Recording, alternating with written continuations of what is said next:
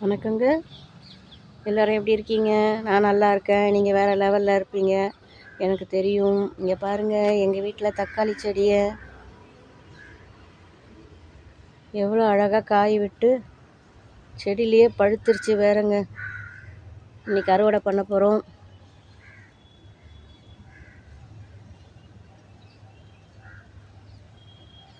இது நாங்கள்லாம் தானாகவே வந்ததுங்க. அதை எடுத்து நாங்கள் நட்டு விதை போட்டு அதெல்லாம் வரலங்க. தானாகவே முளைச்சி வந்த செடிங்க.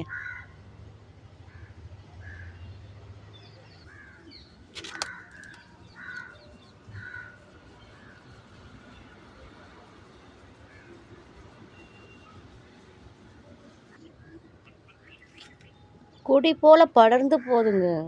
நீட்டாக போகுது. பாருங்கள், மற்ற செடி மேலெல்லாம் படுத்துருச்சு.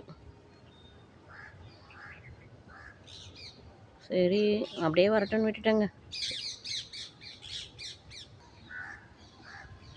இந்த வீடியோ உங்களுக்கு பிடிச்சிருந்தா லைக் பண்ணுங்கள், ஷேர் பண்ணுங்கள், கமெண்ட் பண்ணுங்கள். மறக்காமல் சப்ஸ்கிரைப் பண்ணுங்கள். பாய்.